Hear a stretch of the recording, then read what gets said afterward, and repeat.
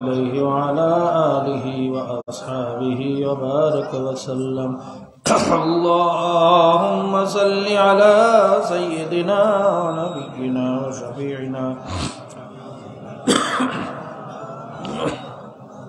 صلى الله عليه وعلى آله وأصحابه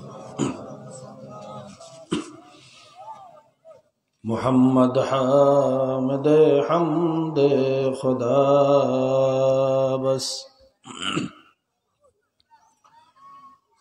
محمد حامد حمد خدا بس. खुदा मदा मुहम्मद मुस्तफा बस.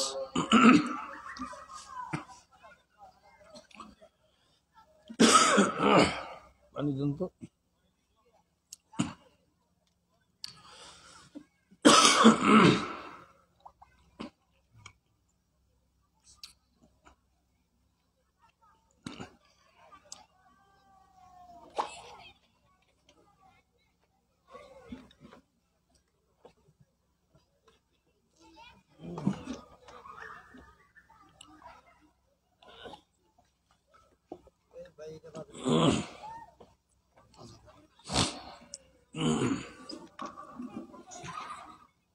महजूरी बरामद जान आलम तरहम या नबी अल्लाह तरहम. नाखिर रहमतल लिल आलमीन ज़महरूमा चिरागा फिल नशीनी.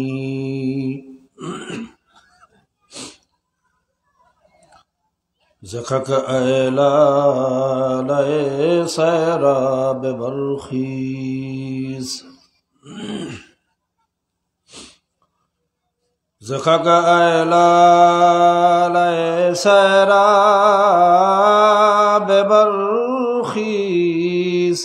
जो नरगज़ ख़ाब चंदज़ ख़ाब बल्खीज़.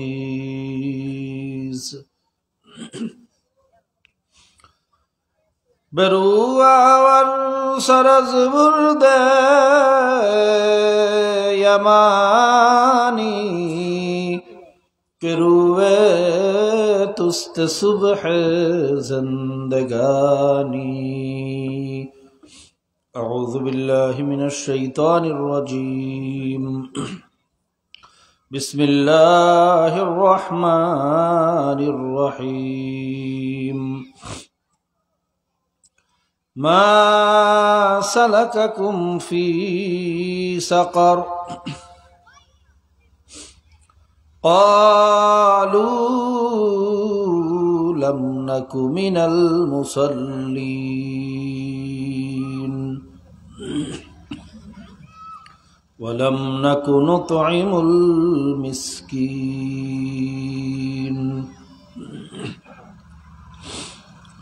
वकुन्ना नख़ूज़ु मअल ख़ाइज़ीन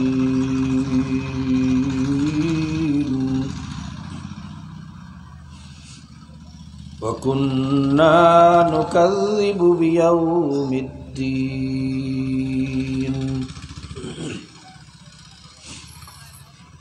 फ़क़ाल अल्लाहु अज़्ज़ा व जल्ल फ़ी आयतिल उख़रा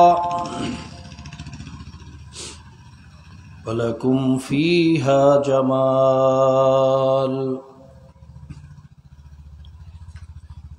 हीन तुरीहून व हीन तसरहून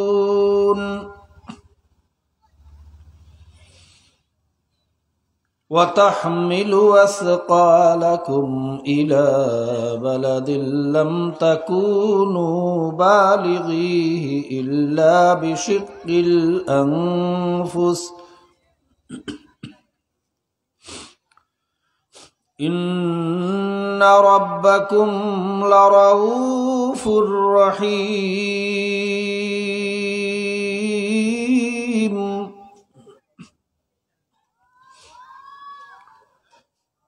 والخيل والبغال والحمير لتركبوها وزينة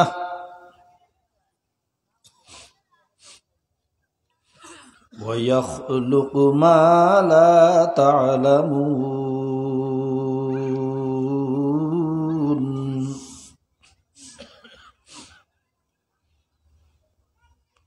फरमाया वइन्न लकुम फिल अन्आमि लइब्रह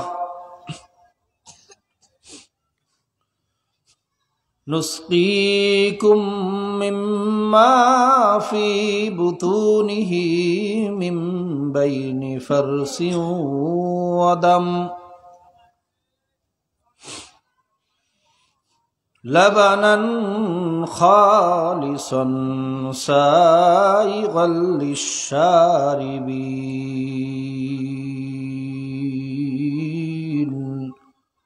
सदक़ल्लाहुल मौलानाल अज़ीम व सदक़ रसूलुहुन नबियुल करीम ونحن على ذلك لمن الشاهدين والشاكرين ربنا تقبل منا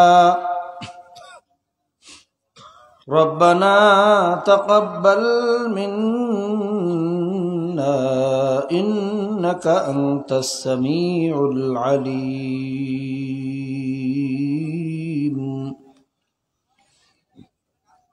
وتب علينا يا مولانا إنك أنت التواب الرحيم محترم मुअज़्ज़ज़ सदर इजलास सम्मानित सभापति अजीबुल एहतराम हज़रत उलमा इकराम जाकिरीन शाकिरीन बेगुना तौलिब इल्म कुरानेर हाफिज कृषक श्रमिक भैनवाला ठेलावाला रिक्शावाला जेले कामार कुमार ताती ऋषि मुसी मजदूर सह सर्वस्तর भाइरा पर्दार आড়ালে दूर दूरान्त अवस्थानरत आल्लाह पाकेर बान्दिरा आमार मा ओ बोनेरा जनाब मुहम्मदुर रसूलुल्लाह सल्लल्लाहु आलैहि वसल्लमेर उम्मतगण अल्लाह जल्ला शानुहु अम्मा नवालुहुर दरबारे लाखो कोटी शुक्रिया जे महान आल्लाह पाक रब्बुल आलामीन এই ফিতনার জমানায় যেই মুহূর্তে মানুষ গুনার কাজের প্রতিযোগিতা করতেছে,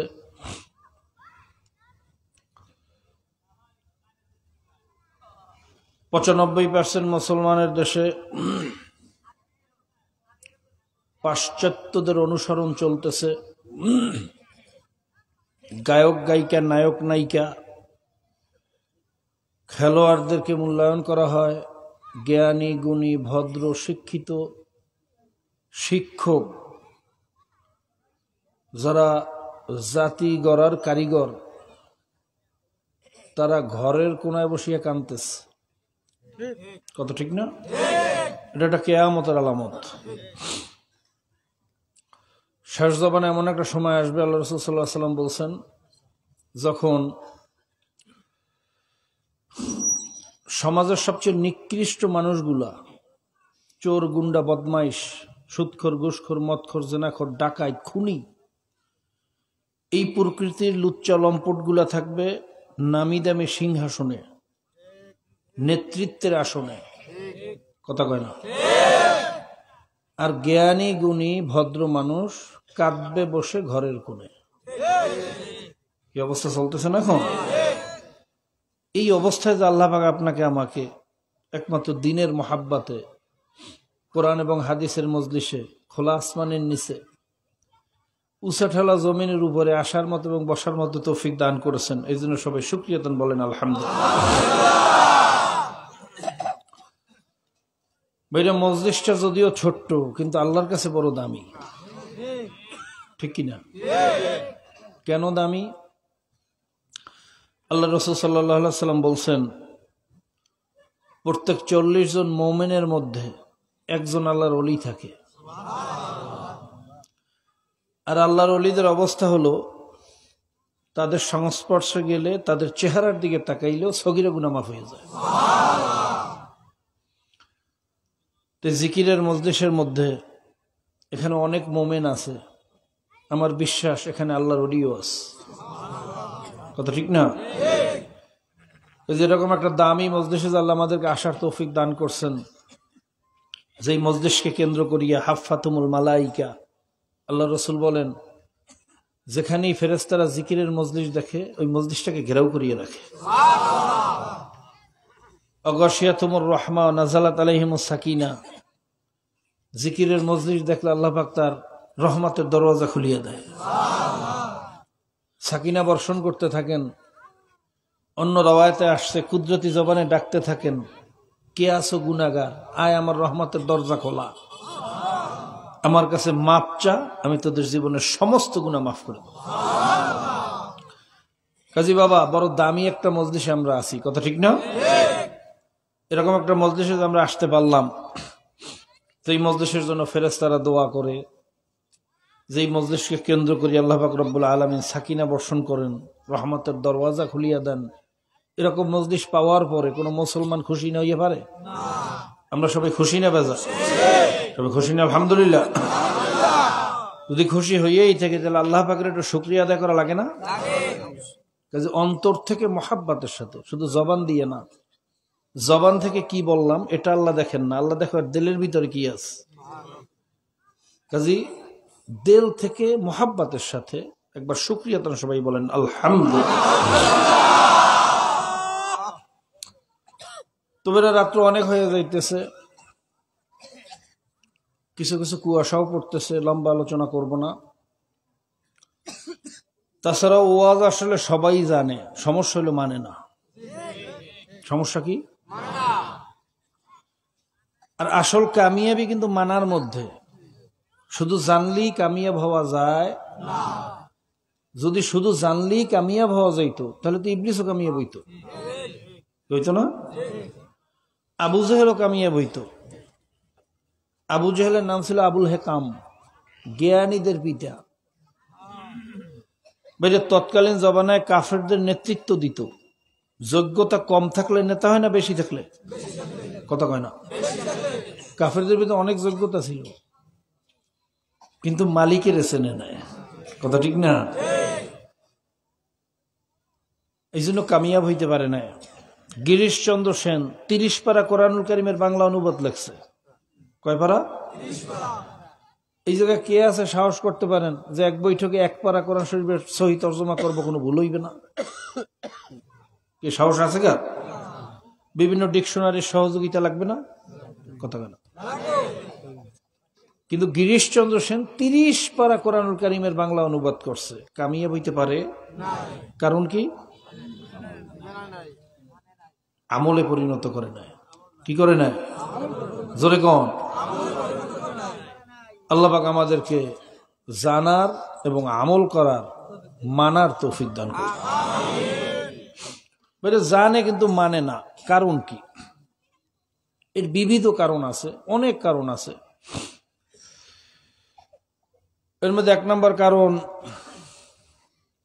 সবকিছুর পিছনেই হলো দুনিয়ার মহাব্বত। কথা ঠিক না? দুনিয়ার মহাব্বতে পড়ছে, দুনিয়ার মহাব্বতে পড়িয়া ভাইরা একদল আছে ধর্মীয় বন্ড, ধর্ম নিয়ে বন্ডামি করে, আছে না? ল্যাংডা বাবা, কুতুব বাবা, কি বাবার তো অভাব নাই, কথা কয় না? শিয়া, সুন্নি, খারেজি, রাফিজি, মুতাজিলি, শেখ সৈয়দ আহমদ, আহমদ রেজা খান, গোলাম আহমদ কাদিয়ানি, যেই খবিসে নবী দাবি করছে, গোলাম আহমদ পারভেজ, এরকম ধর্মীয় ভণ্ড একদলকে আমরা কোরআন মানি, হাদিস মানি না। নাউজুবিল্লাহ। আরেক দলকে আমরা হাদিস মানি, কোরআন মানি না। এরকম ধর্মীয় ভণ্ড আমাদের মধ্যে আছে না নাই?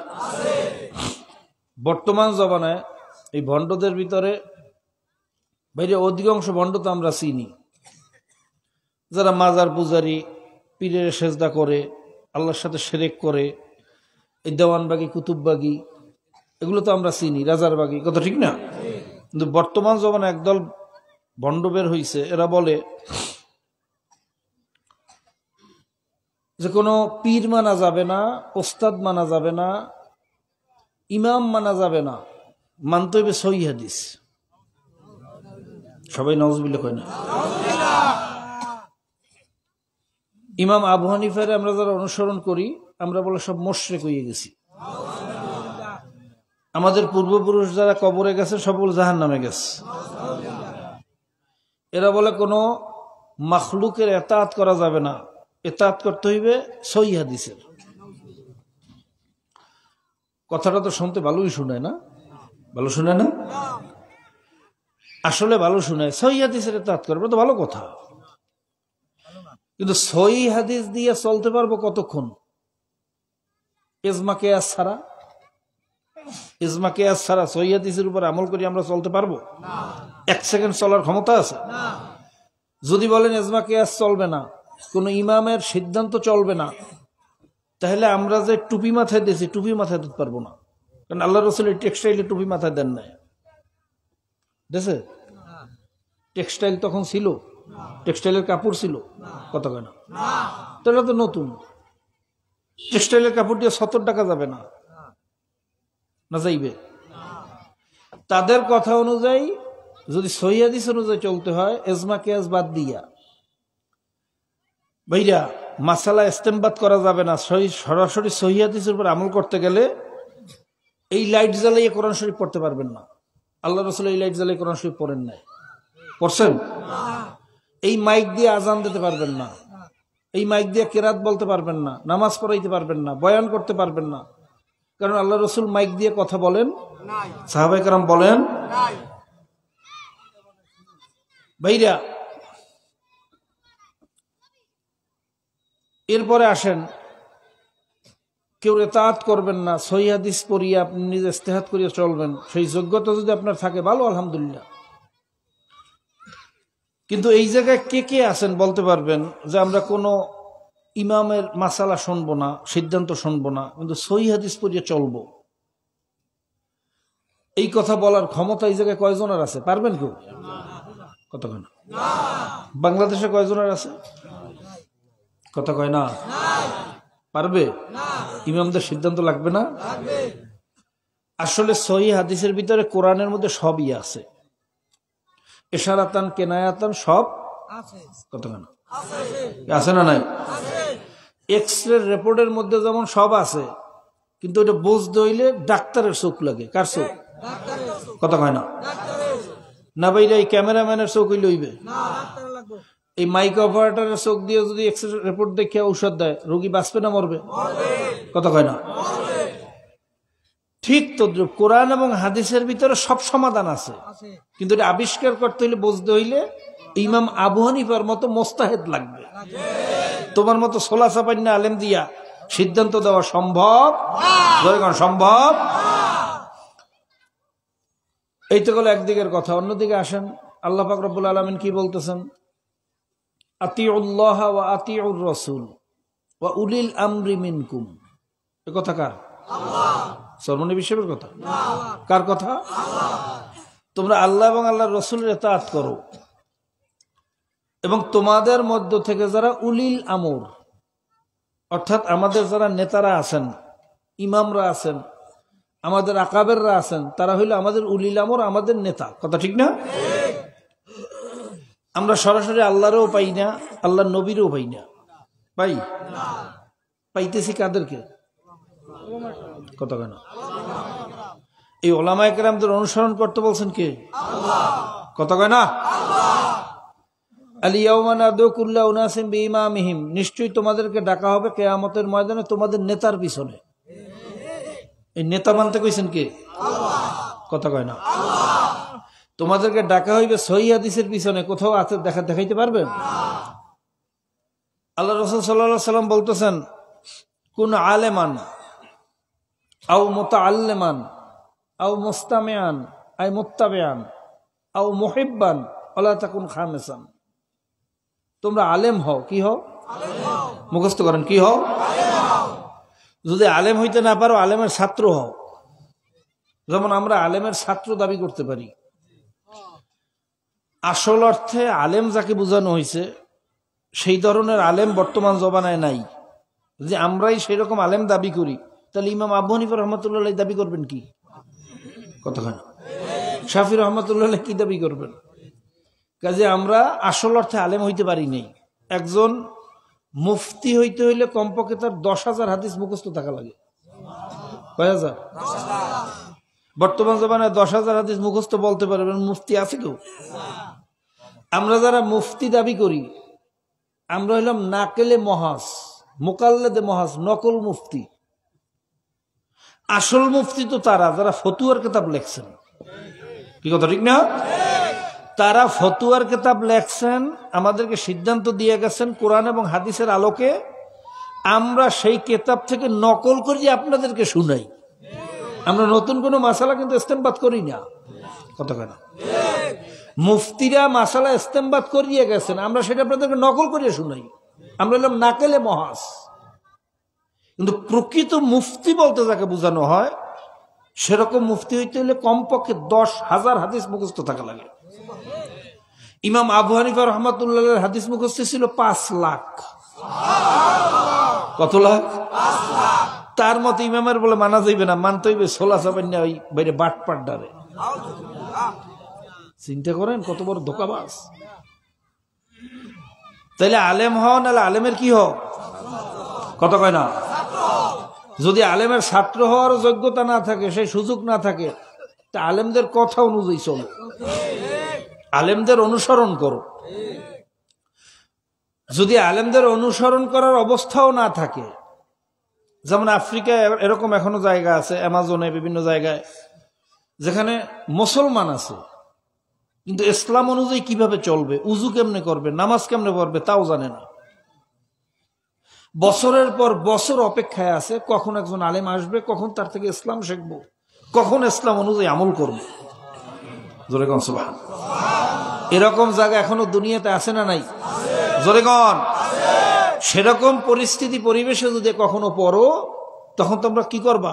আলেমদের অনুসরণ করো। আলেমদেরকে ভাইরা, আলেমদের অনুসরণ করার সুযোগও যদি না থাকে, এরকম জায়গায় পড়ছি আলেমদেরকে দেখে যে অনুসরণ করব সে অবস্থাও নাই, তখন কি করতে হইবে?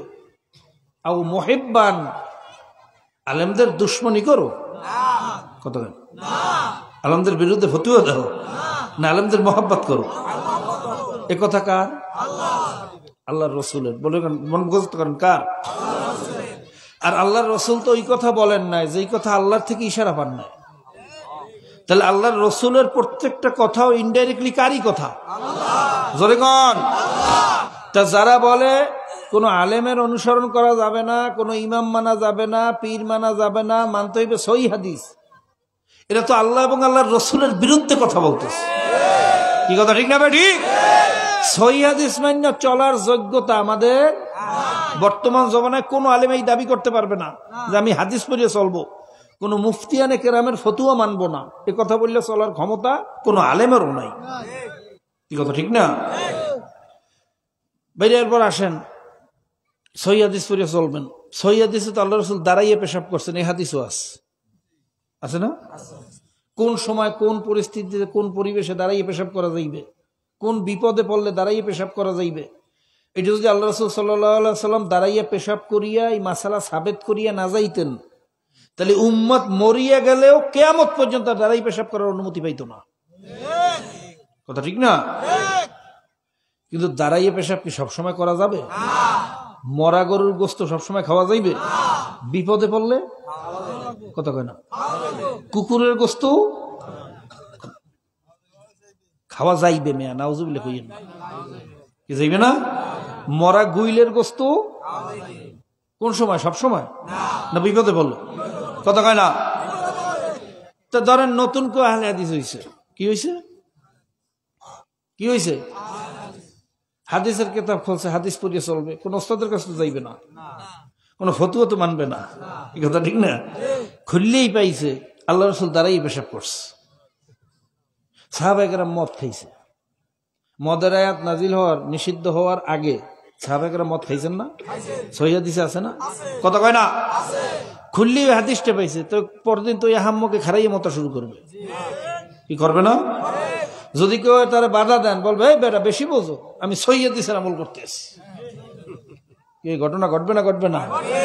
তা সৈয়দিস পরে ইসলামের উপর চলা যাবে না অনুসরণ করা লাগবে? কথা কয় না? আল্লাহ পাক রব্বুল আলামিন আমাদেরকে ফিতনার থেকে বাঁচার তৌফিক দান। উদ্দেশ্যটা কি জানেন? উদ্দেশ্য হলো আমাদেরকে নেতৃত্ব শূন্য করা। কি করা? কোন নেতা মানবে না, নিজে নিজে নেতা হইবে। কোন পীর মানবে না, নেতা মানবে না, আমির মানবে না, নিজে নিজে সহিহ পড়িয়ে চলবে।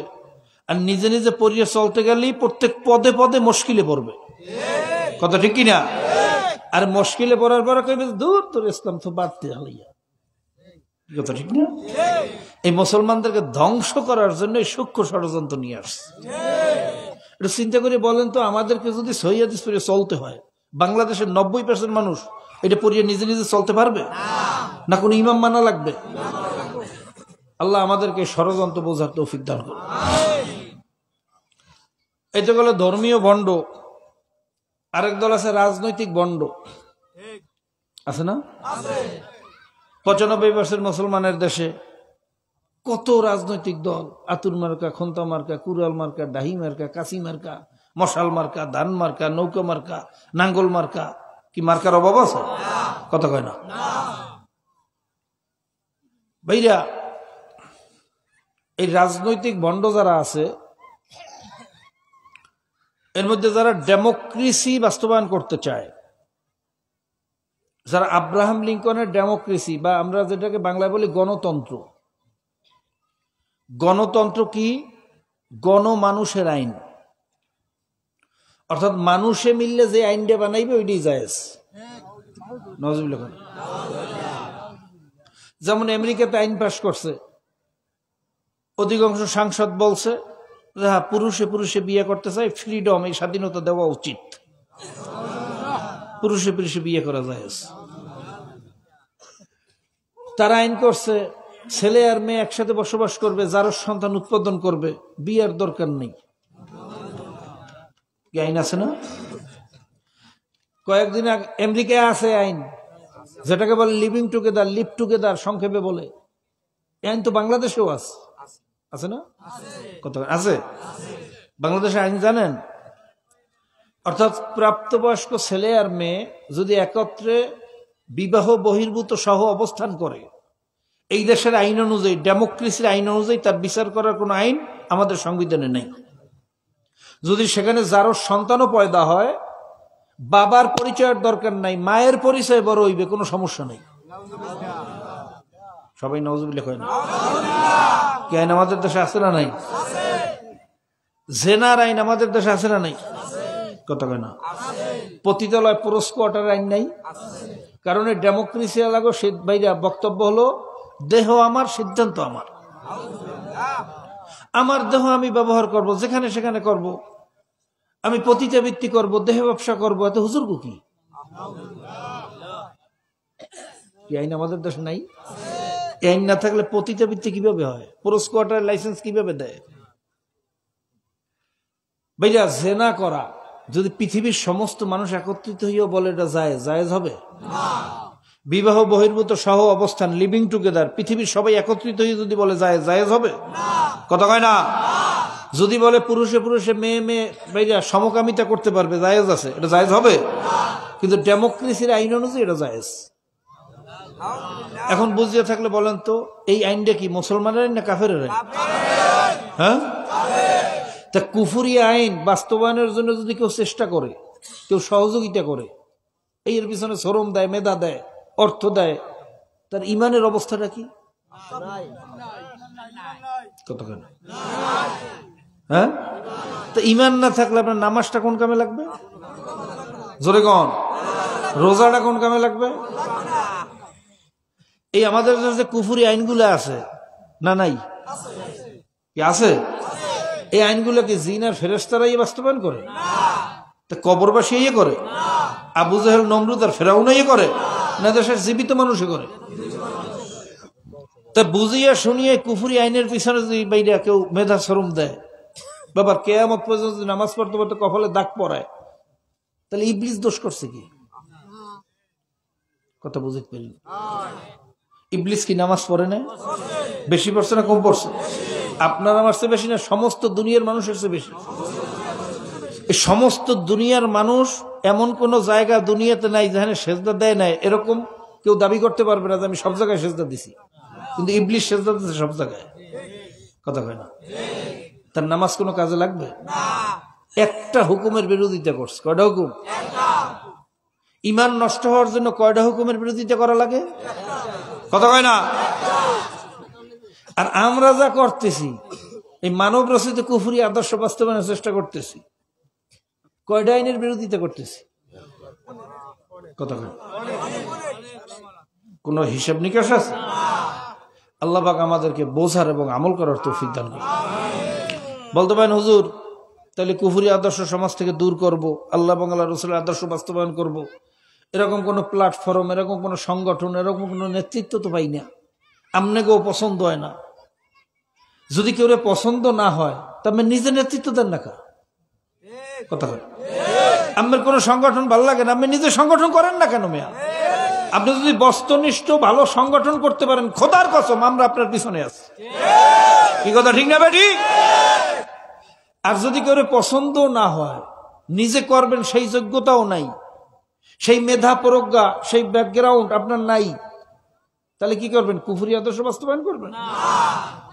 তার জন্য আমার পরামর্শ হলো, আপনি ঘরে বসে আল্লাহর কাছে কান দেন, 2 ফোঁটা চোখের পানি ফেলান, দিলের ভিতরে জ্বালা সৃষ্টি করেন।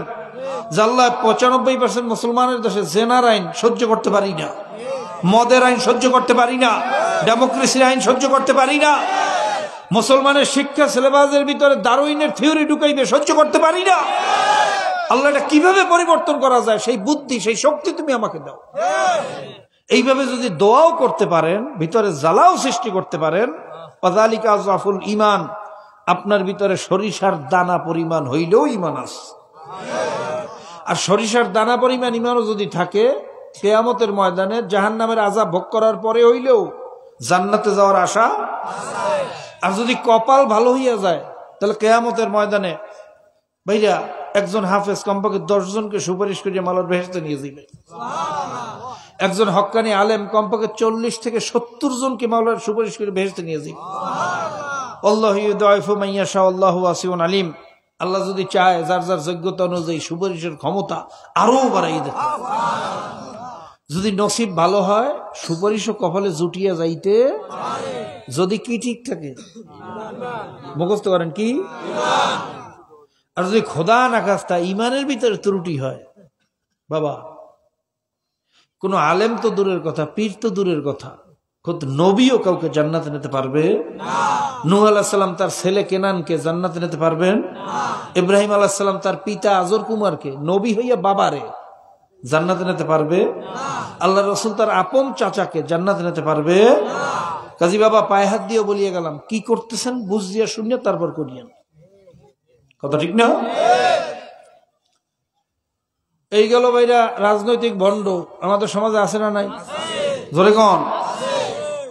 আরেক দল আছে জাফর ইকবালের দল। কার দল? শুনছেন? যেটা কইছে আমরা বানরের বাচ্চা।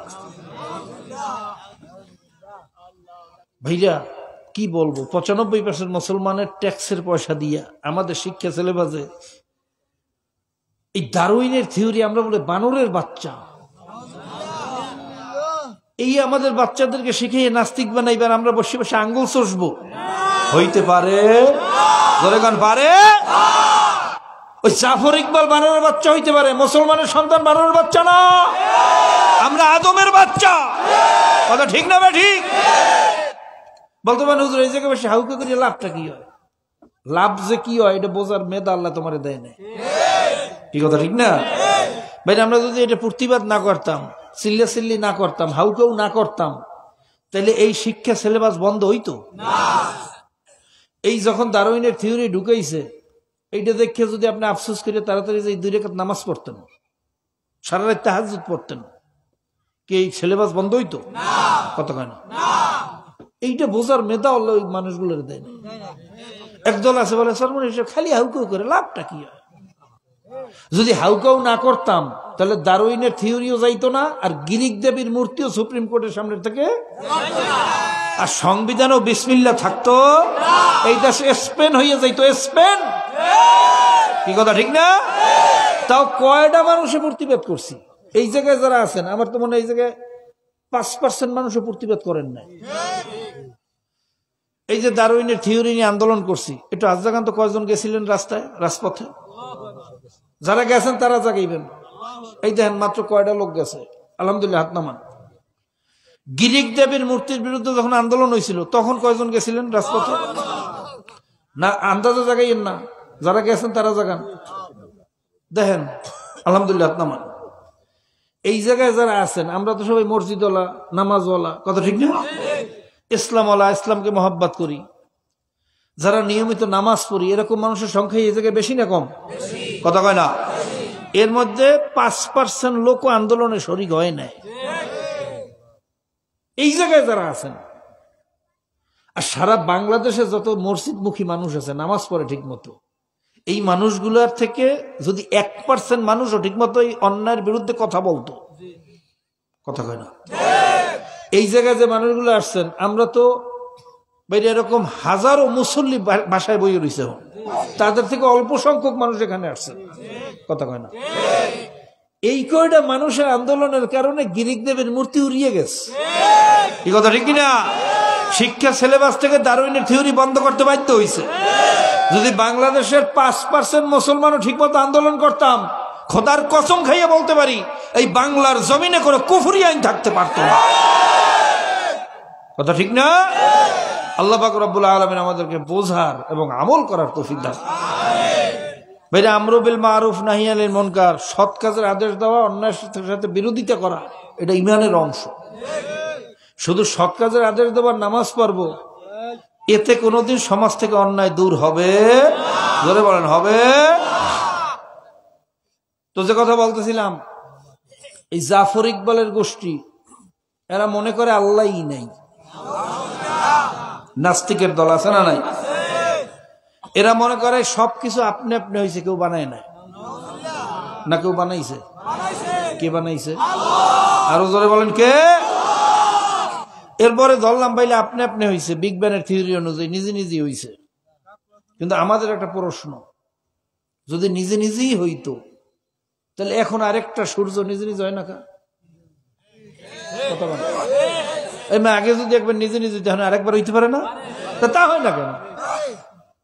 আগে যদি বানর থেকে মানুষ হইতে পারে, এখন হইতে পারে না? বাংলাদেশের চিড়িয়াখানার মধ্যে বানর নাই?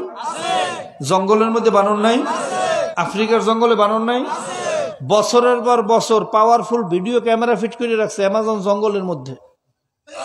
পাখি কিভাবে ডিম পারে, এই ডিমটা কিভাবে বয়েলিং হয়, এটা কিভাবে এটা নার্সিং হয়, এটা কিভাবে হ্যাসিং হয়, এইটা শুরু থেকে শেষ পর্যন্ত আবিষ্কারের জন্য বছরের পর বছর ক্যামেরা লাগাই রাখছে জঙ্গলে।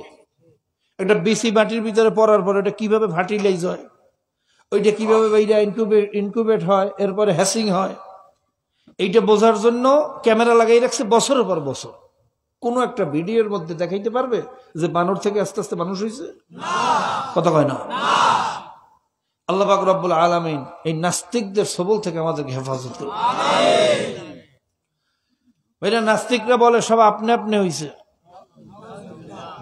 আর আমরা বলি না, একজনে বানাইছে। কে বানাইছে? আরো জোরে বলেন, কে? আল্লাহ যে আছেন এর পক্ষে হাজার হাজার যুক্তি আছে, কিন্তু আল্লাহ যে নাই এর পক্ষে কোন যুক্তি আজ পর্যন্ত কেউ দিতে পারছে? পৃথিবীর ভিতরে কিন্তু আস্তিকের সংখ্যা সবচেয়ে বেশি, প্রায় 650 উপরে যত ধর্ম অবলম্বী দুনিয়ায় আছে, এরা প্রত্যেকেই কিন্তু বিশ্বাস করে যে সৃষ্টিকর্তা আছে, কথা ঠিক না? নাস্তিকের সংখ্যা খুব কম। আরেকটা পন্থী আছে সংশয়বাদী, অর্থাৎ সন্দেহ পোষণকারী। আল্লাহ আছে না নাই, থাকলে এর মধ্যে সন্দেহের মধ্যে আছে না? আমাদের মধ্যেও আছে, মুসলমানের মধ্যে এই সংখ্যাটা ইদানিং একটু বাড়ছে, কথা ঠিক না? নাস্তিকদের প্রভাবের কারণে। আল্লাহ যদি নাই থাকেন, এই বর্তমান জমানায় নাস্তিকের সংখ্যা যত বাড়তেছে, আল্লাহ তো তার অস্তিত্ব তত বেশি প্রমাণ করতেছেন। বর্তমান তো প্রায়ই দেখা যায় গাছের মধ্যে আল্লাহর নাম, মাছের মধ্যে আল্লাহর নাম, ডিমের গায়ে আল্লাহর নাম, গোশতের টুকরে আল্লাহর নাম। এমন কোন কোরবানি যায় না যে কোরবানিতে বাইরে বিভিন্ন জায়গায় গোশতের টুকরো পাওয়া যায় না যে যার ভিতরে আল্লাহর নাম লেখা। আর এই আল্লাহর নাম লেখা গোশতের টুকরোগুলো পাতিলের মধ্যে ডোবে না, ভাসিয়ে থাকে।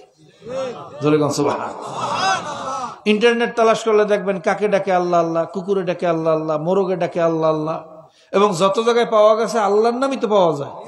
কোন জায়গায় ভগবান, গড, ঈশ্বর এগুলো পাওয়া গেছে কেউ দেখাইতে পারবেন? এরপরে আমাদের কাছে এগুলোও কোনো বড় দলিল না। আমাদের কাছে আল্লাহ যে আছেন এর সবচেয়ে বড় দলিল হইল মাওলার কোরআন। জোরে বলেন সুবহানাল্লাহ। কিভাবে দলিল হইল? সংক্ষিপ্ত আলোচনা। ডক্টর মরিস বুখাইলি নাম তো সবাই শুনছেন, শুনছেন না? বড় বৈজ্ঞানিক। বৈজ্ঞানিক কারা হয়? যারা বিশেষ জ্ঞানের অধিকারী। একটা শব্দ একবার শুনলে 40 বছরে বলে না। জোরে কোন সুবহানাল্লাহ। এরকম বিশেষ জ্ঞানের অধিকারী যারা হয় তাদের মধ্য থেকেই বৈজ্ঞানিক হয়। তাদের মধ্যে একজন ছিল ডক্টর মরিস বুখাইলি।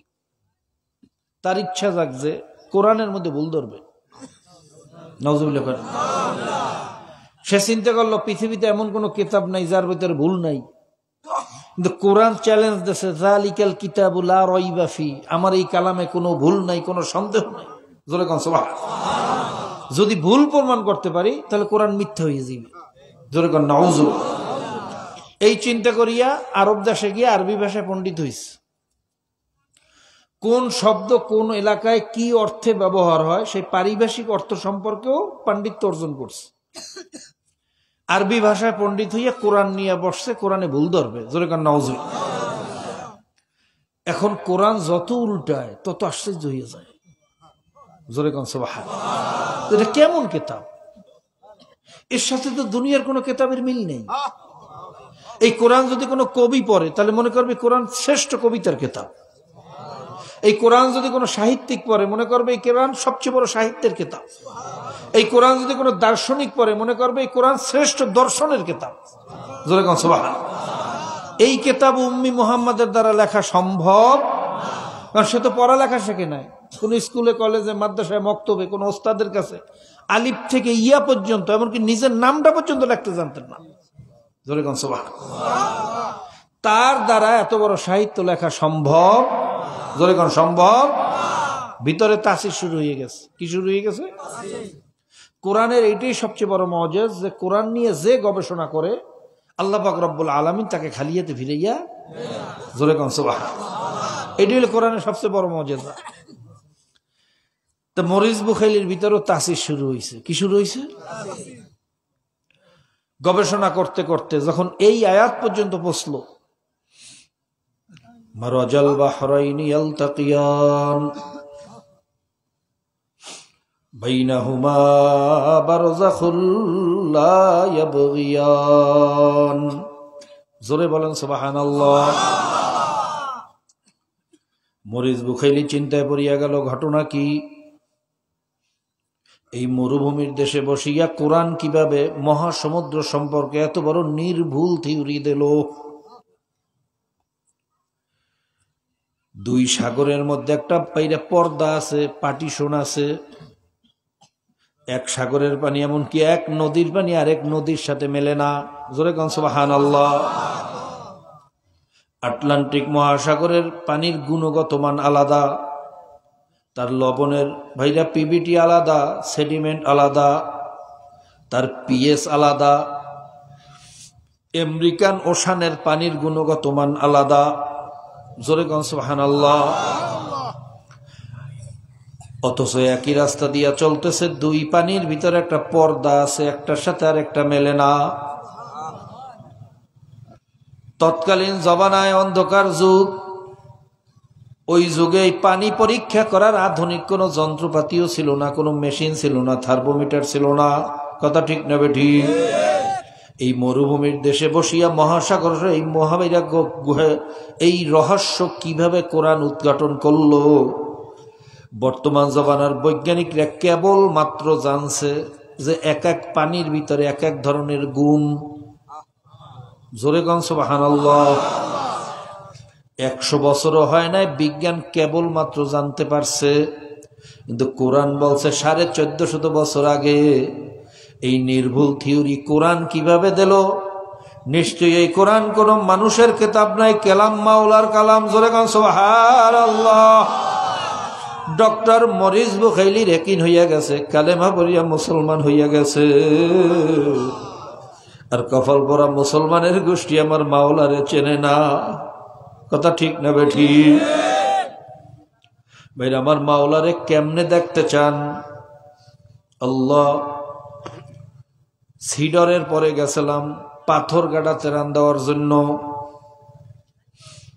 তেরান দিতে দিতে যখন কাকচিরা বাজারে আসলাম, একটা তোয়াল্লার ভিতরে পেঁচাইয়া ছোট্ট একটা বাচ্চা নিয়ে আসছে। বলে হুজুর, এই বাচ্চাটা বড় কুদরতি বাচ্চা, ওর জন্য একটু দোয়া করেন। জিজ্ঞেস করলাম ঘটনা কি? বলে হুজুর, এই বাচ্চাটা সিডরের দিন রাত্রে জন্মগ্রহণ করছে। ভেরির বাহিরে ছিল ওদের ঘর। আপনি তো নিজের চোখে দেখছেন ভেরির বাহিরে কোনো বাড়ি ঘরের অস্তিত্ব নেই, সব তুফানে ভাসাইয়া লইয়া গেছে। এমনকি নারিকেল গাছ, তাল গাছ পর্যন্ত পানিতে ভাসাইয়া লইয়া গেছে। হুজুর, এই বাচ্চাটা জন্ম হওয়ার পরে ওর মা কোথায়, ওর বাবা কোথায়, এখন পর্যন্ত তাদের লাশও তালাশ করিয়া পাই নাই। কিন্তু কি আশ্চর্য ঘটনা, এই বাচ্চাটারে এত পানিতে চুবাইল, এত তুফানে পিডাইল, এত বন্যায় ঘুরাইলো, এত গাছের সাথে পিডাইলো, এরপর ঘুরাইয়া ফিরাই ওই গাছের ডালের সাথে পেঁচাইয়া এই নবজাতক বাচ্চাটারে কে বাঁচাইয়া রাখলো? জোরে বলেন কে? আরো জোরে বলেন কে? ওর নারীর ভিতরেও কে গিট লাগাইলো, আর রক্ত কে বন্ধ করলো? ওই পানির ভিতরে সুবাইয়া নাকের ভিতরে অক্সিজেনের পাইপ কে লাগাইলো? আমার মাওলারে দেখার জন্য চীন, জাপান, কোরিয়া যাওয়ার দরকার নাই। আমার মাওলা বলেন অফি আনফুসিকুম আফালা তুবসিরুন, তোর ভিতরে তালাশ করলেই দেখবি আমি মাওলারে পাইয়া যাবি। ওয়ানাহনু আকরাবু ইলাইহি মিন হাবলিল ওয়ারিদ, আমি তো শাহ রগের চেয়েও কাছে অবস্থান করি। আফালা ইয়ানজুরুনা ইলাল ইবিলি কাইফা খুলিকাত ওয়া ইলাস সামাই কাইফা রুফিয়াত ওয়া ইলাল জিবালি কাইফা নুসিবাত ওয়া ইলাল আরদি কাইফা সুতিহাত ফাযাক্কির ইন্নামা আনতা মুযাক্কির। দেখ আমি কত সুন্দর করিয়া উটগুলারে বানাইলাম, কত সুন্দর করিয়া আসমানটারে উঁচা করলাম। জোরে কোন সুবহানাল্লাহ। ভাইরে আসমান নিয়ে গবেষণা করতে গেলেই মাথাটা ঘুরিয়া যায়।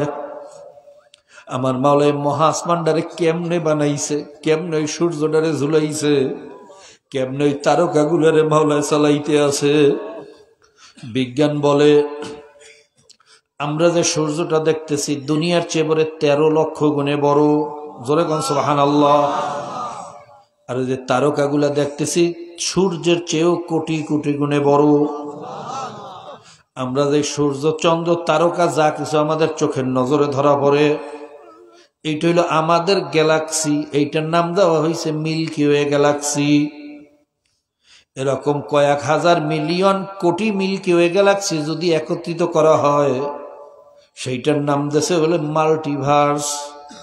এরকম কোটি কোটি মাল্টিভার্স যদি একত্রিত করা হয়, সেইটার নাম দেশে সুপারভার্স। এই মহাকাশ এরকম কত হাজার মিলিয়ন কোটি মাল্টিভার্স আর সুপারভার্স ভাসতেছে, যার হিসাব আমার মাওলা ছাড়া কেউ জানে না। এই খেলা কার? আরো ধরে বলেন কার? ওর একটা গ্রহ নক্ষত্রের থেকে যদি তোমাকে আমাকে তালাশ করা হয়, পৃথিবীর সমস্ত পাওয়ারফুল টেলিস্কোপ, মাইক্রোস্কোপ, বাইনোকুলার যা বলো, যত পাওয়ারফুল মাইক্রোস্কোপ দিয়ে তোমাকে আমাকে তালাশ করা হয়, তোমাকে আমাকে তো দূরের কথা, আমাদের পৃথিবীটাও দূরের কথা, আমাদের এই গোটা মিল্কি ওয়ে গ্যালাক্সিটাও বলে একটা বালুর কণার পরিমাণও তালাশ করিয়া পাওয়া যাবে না। এই এত বড় মহাকাশটারে বানাইছে কে? বিজ্ঞান বলে ওই সূর্যের ভিতরে বলে 2 কোটি ফারহানাইট তেজের আগুন জ্বলতে আছে। দুনিয়ার ভিতরে আমরা যত শক্ত আগুন দেখি ভাইরা, ইস্পাত লোহা গলাইতো 1500 ফারহানাইট তেজের আগুন যথেষ্ট। যদি টাইটানিয়াম কার্বন ফাইবারের মতো শক্ত পদার্থ হয়, যেটা দিয়া ফাইটার বানায়, ডেইজি কাটার বোমা বানায়, নিউক্লিয়ার অস্ত্র বানায়, ভাইরা পৃথিবীর সবচেয়ে শক্ত পদার্থ, এটাকেও যদি মাত্র বাইরা 3500 ফারেনহাইট তেজের আগুন দিয়া তাপ দেয়, গলিয়া পানি হইয়া যায়। 5000-এর উপরে কোনো আগুনের তেজ দুনিয়াতে জ্বালানো যায় না। তাহলে যেই পাত্রের ভিতরে আগুন জ্বালানো হয়, ওই ফার্নেস বা পাত্র সহ বাস্ট হইয়া যায়। জোরে কোন সুবহানাল্লাহ। দুনিয়াতে যত কঠিন আগুন জ্বালানো হোক, তার তেজ হইল সর্বোচ্চ 5000। কত হাজার? মুখস্থ করেন, 5000। আর সূর্যের ভিতরে জ্বলতেছে এই আগুনের তেজ বলে 2 কোটি ফারানাইট। আমার প্রশ্ন হইল, এত তেজের আগুন কোন ফার্নেসের ভিতরে জ্বালাইলো? কোন পাত্রের ভিতরে জ্বালাইলো? কোন লাকড়ি দিয়া, কোন তেল দিয়া, কোন কয়লা দিয়ে আগুনটা জ্বালাইলো? কে জ্বালাইলো? কোনদিন 1 সেকেন্ড আগে উঠলো না, 1 সেকেন্ড পরেও ডুবলো না, কোনদিন বাষ্ট হইল না, ভাঙ্গিয়াও গেল না। এ খেলা কার? আরো ধরে বলেন কার? আল্লাহ তোমাকে চেনার তৌফিক দিয়া দাও। তোমার নাসিরে একটা মানুষকে এখান থেকে বিদায় দিও না আল্লাহ। আমার মাওলা বলতেছে, ওয়া ইন্না লাকুম ফিল আনআমি লাইবরা নুসকিকুম মিম্মা ফি বুতুনিহি মিন বাইনি ফারসিন ওয়া দাম লাবানান খালিসান সাইগাল লিশারিবিন। আল্লাহ পাক রব্বুল আলামিন বলতেছেন, দেখ চতুষ্পদ জানোয়ার থেকে তোরা শিক্ষা গ্রহণ কর। ভাইরা, একটা গরুর দিকে তাকাইয়া দেখেন, খাইলো কি? ঘাস খাইলো, খড় খাইলো, কুটা খাইলো, ফ্যান খাইলো। কথা ঠিক কিনা? জোরে কোন ঠিক কিনা? ওই খাদ্য দিয়া গোবর হইল, পেশাব হইল, রক্ত হইল, গোশত হইল, হাড্ডি হইল, আবার দুধ হইল। ওই একই ফ্যাক্টরির ভিতরে ভাইরা গোবরের দুর্গন্ধ, পেশাবের ভাইরা আলাদা গন্ধ, আলাদা স্বাদ, রক্তের ভাইরা রং আলাদা। কথা ঠিক কিনা? ওই একই রাস্তার থেকে, দুর্গন্ধযুক্ত রাস্তার ভিতর থেকে আমার মাওলা যে তো পরিচ্ছন্ন সুন্দর দুধ বাহির করিয়া আনলো। এ খেলা কার? আরো ধরে বলেন কার? আল্লাহ তোমাকে চেনার তৌফিক দিয়া দাও। তোমাকে না চিনে একটা মানুষকেও বিদায় দিও না। তোমার আশেক তোমার পাগল না বানাইয়া বিদায় দিও না। ভাইরা, পত্রিকার ভিতরে রিপোর্ট আসছে, আপনারা জানেন ঢাকা মেডিকেল কলেজ হাসপাতালে একটা বাচ্চা জন্ম হওয়ার পরে মারা গেছে। 12 জন ডাক্তার তাকে ডেথ সার্টিফিকেট দিয়ে মৃত্যু ঘোষণা দিয়ে দিয়েছে। আল্লাহ, অভিভাবকরা বলল, এই বাচ্চা নিয়ে আমরা এখন কোথায় যাব? আর মা অসুস্থ, আর আমরা নিয়ে বাচ্চা কবরের ভিতরে রাখবো, আর মা এটা শুনলে সহ্য করতে পারবে না। আর একটু ফ্রিজের ভিতরে ঢুকান, আর মা সুস্থ হইলে আমরা একসাথে নিয়ে যাব। বাইরে অভিভাবকদের অনুরোধের বাচ্চাটারে এয়ারটাইট প্যাকেটের ভিতরে, পলিথিন দিয়ে প্যাকেট করিয়া ফ্রিজের ভিতরে ঢুকাইছে। ওই এয়ারটাইট প্যাকেটের ভিতরে একটা যত সুস্থ মানুষ রাখা হোক 10 মিনিটের বেশি বাঁচবে না। অক্সিজেন শর্ট করে এমনি মারা যাইবে। কথা ঠিক কিনা? জোরে কোন ঠিক কিনা? এরপর ওই মরগের ফ্রিজের ভিতরে বাইরে -70 তাপমাত্রা, 5 মিনিটের মধ্যে সব বরফ হইয়া যায়। ওটার ভিতরে কোনো মানুষ ঢুকাইলে আধা ঘন্টার বেশি বাঁচার কথা না। কথা ঠিক কিনা? 3-4 দিন ওই ফ্রিজের ভিতরে রাখার পরে মা যখন সুস্থ হইছে, মায়ের সাথে বাচ্চাটাও রিলিজ দিয়া দিছে।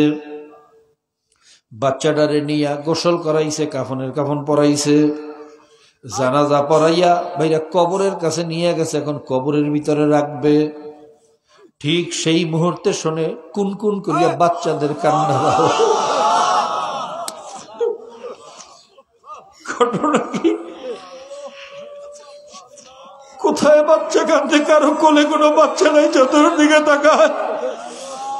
হঠাৎ চাইয়া তাকে কাপড়ের ভিতরে হাত পা লড়ে।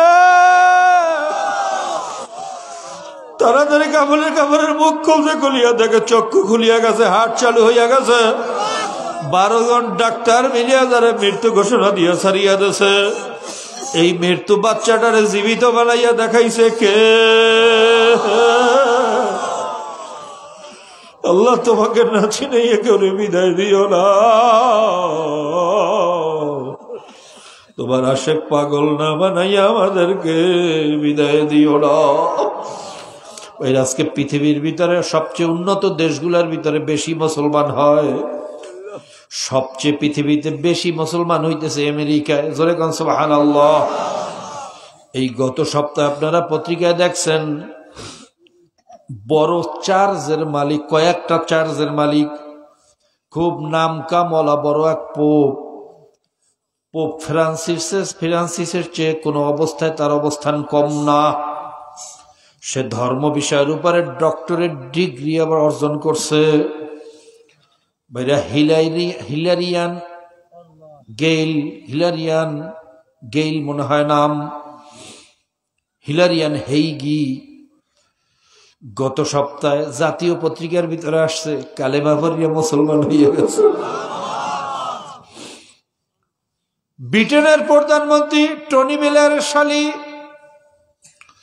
ভাইরা সাবেক প্রধানমন্ত্রী টনি ব্লেয়ারের শালী লরেন বুথ আফগানিস্তানে গেছে জার্নালিস্টের কাজে। সেখানে তামাশা দেখিয়া মাওলার ভয় ভিতরে চলে আসছে। আল্লাহ, মুজাহিদদের হাতে ধরা পড়ার পরে তাদের আচরণ, তাদের অবস্থা দেখার পরে ভিতরে রেখাপাত করছে। চিন্তা করলো, ঘটনা কি আমার মতো এরকম যুবতী সুন্দরী মেয়ে বাইরা লক্ষের ভিতরে একজন হয় না। আমার মতো এরকম সুন্দরী মেয়ে পাওয়ার পরে জিজ্ঞাসাবাদের স্বার্থে আমাকে কিছু প্রশ্ন করছে, কিন্তু যত প্রশ্ন করছে জমিনের দিকে তাকাই, আমার চেহারার দিকে তাকাই না। এই শিক্ষাই আদব তাদেরকে কে শিখাইলো, কোথায় পাইলো? আমার মতো সুন্দরী মেয়ে যদি আমাদের সৈন্যের হাতে ধরা পড়তো তার অবস্থা কি হইতো আমি জানি। কিন্তু আমার এরকম কাবুতে পাওয়ার পরেও আমার সাথে এরকম আচরণ। এরপরে ভাইরা তাকে নিরাপত্তার সাথে প্লেনে উঠিয়া দেশে যাওয়ার ব্যবস্থা করিয়া দিয়েছে। ঘটনা কি? শুনলো যে মুসলমানদের মূল কিতাব হইল কোরআন। মুসলমান সম্পর্কে জানার জন্য কোরআন কিনে নিয়ে আসছে, ইংরেজি অনুবাদ। এখন কোরআন খোলে আর আশ্চর্য হইয়া যায়, এটা কেমন কিতাব! এরকম কিতাব তো কোনোদিন জীবনে পড়ি নাই। এই কিতাব অনুযায়ী যদি কেউ নিজের জীবনকে সেট করে, মানুষটা হইবে পৃথিবীর শ্রেষ্ঠ মানব। এই কিতাব অনুযায়ী যদি সমাজ গঠন হয়, সমাজটা হইবে পৃথিবীর শ্রেষ্ঠ সমাজ। এই কিতাব কোন মানুষের কিতাব, এটা মাওলার কিতাব, কোনো সন্দেহ নাই। ভাইরা টনি ব্লেয়ারের শালী লরেন বুথ কালেমা পড়িয়া মুসলমান হইয়া যায়। ইউসুফ ইউহেনার মতো বিখ্যাত ক্রিকেটার কালেমা পড়িয়া মুসলমান হইয়া যায়। ভারতের ললিতা রানী বিখ্যাত জার্নালিস্ট কালেমা পড়িয়া মুসলমান হইয়া যায়। আমেরিকার মতো জায়গায় দৈনিক প্রায় 17 জনের উপরে উচ্চ শিক্ষিত মানুষ মুসলমান হইতে আছে। আর কপাল ভরা মুসলমানের গোষ্ঠী বিনা দরখাস্তে মুসলমানের জন্মে হইয়া, বিনা চেষ্টা আমার মাওলার পরিচয় ভাইয়া, এত নেয়ামত পাওয়ার পরেও কাফের মুশরিক ইহুদি খ্রিস্টানের দালালি করে। কথা ঠিক না বেটি? জোরে গো ঠিক না বেটি? আল্লাহ আমার ভাইদেরকে তোমাকে চেনার তৌফিক দিয়া দাও। তোমার গোলাম, তোমার আশেক না বানাইয়া বিদায় দিও না। আল্লাহ তোমাকে না চিনে আমাদেরকে বিদায় দিও না। কাজী ভাইরা প্রত্যেকের জন্য দোয়া করেন, আমার জন্য দোয়া করেন, আমিও দোয়া করি। আমার মাওলা যেন তার গোলাম হইয়া কবরে যাওয়ার তৌফিক দেয়। এই ফিতনার জমানায় মাওলার খাস মেহেরবানি ছাড়া দিনের উপরে টিকিয়ে থাকা বড় কঠিন। এই জন্য বেশি বেশি মাওলার কাছে দোয়া করো, বেশি বেশি মাথাটা নত করিয়া রাখো।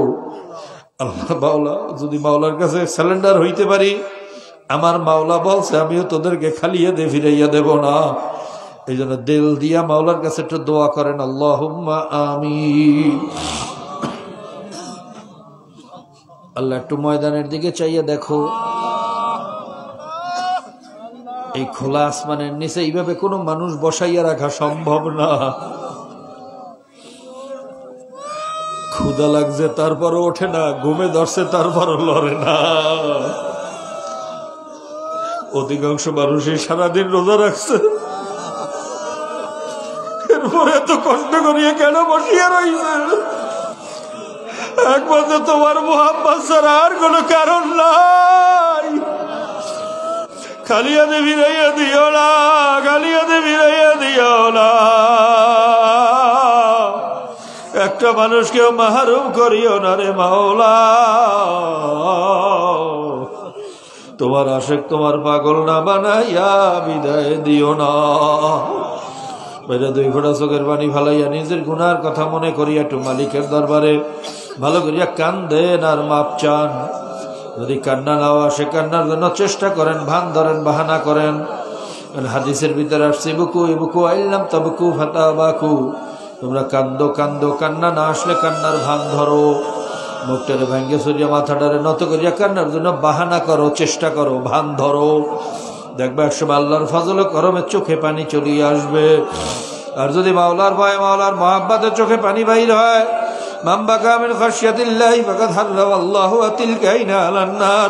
চোখে পানি ওলা বান্দা বান্দীদের উপরে বলে জাহান্নামের আগুন হারাম। চোখের পানি মাওলাই সইতে পারে না, চোখে পানি ওলা বান্দা বান্দীরা জাহান্নামে জ্বালাইতে পারবে না। এই জন্য কোন অলি চোখে পানি ছাড়া অলি হইতে পারে না। সমস্ত আল্লাহর অলিরা সারা জীবন মাওলার দরবারে খালি কাঁদছে। হাফিজ হুজুর রহমাতুল্লাহ কথা শুনছি, সবসময় চোখ দুইটা ভিজাই থাকতো। দাদা রহমাতুল্লাহর কথা শুনছি, হাউমাউ করিয়া খালি কাঁদতো। আব্বাসান রহমাতুল্লাহকে তো অনেকেই দেখছেন। আমার মা বলতেন, হঠাৎ শুনতাম রাত্রবেলা হুকুন কুন কুন কুন করিয়া কান্নার আওয়াজ। ঘটনা কি এত রাত্রে কে কান্দে? উঠিয়া দেখি তোর বাবাই যায় না, মাঝে বসিয়া মাওলার দরবারে কান্দে।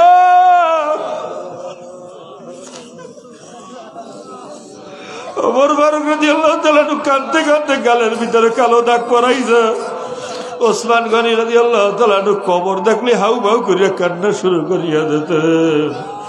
আলী রাদিয়াল্লাহু তাআলা উযু করতে গেলে চেহারাটা লাল হইয়া যাইত। নামাজের ভিতরে দাঁড়াই খালি থরথর করিয়া কাঁপতো আর জার জার করিয়া কাঁপতো।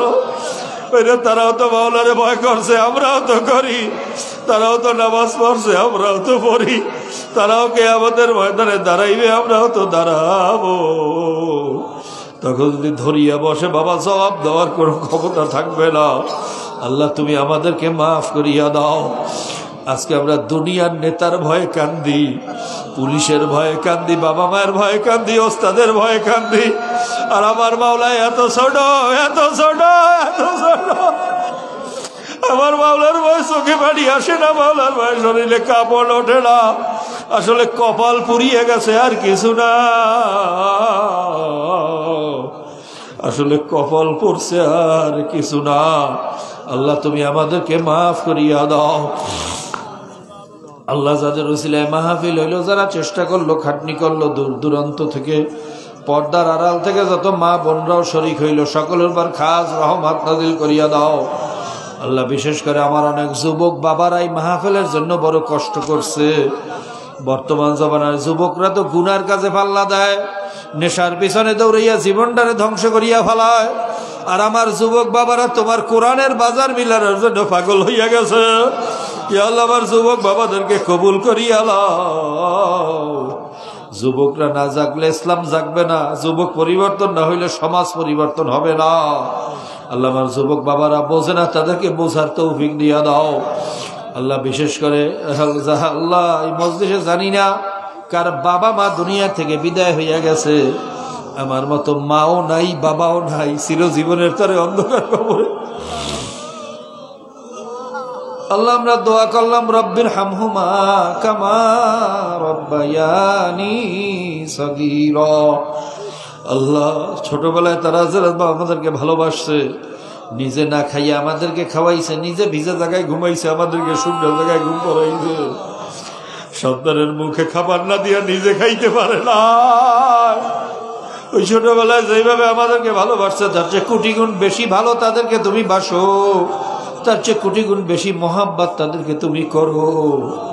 বাপ মা দাদা দাদি নানা নানি ভাই বন্ধু স্ত্রী পুত্র পরিজন ওস্তাদ সাগরেদ প্রিয়জন আত্মীয় স্বজন যার যত প্রিয়জনেরা কবরবাসী হইয়া গেছে সকলের কবরগুলো বেহেশতের বাগান বানাইয়া দাও।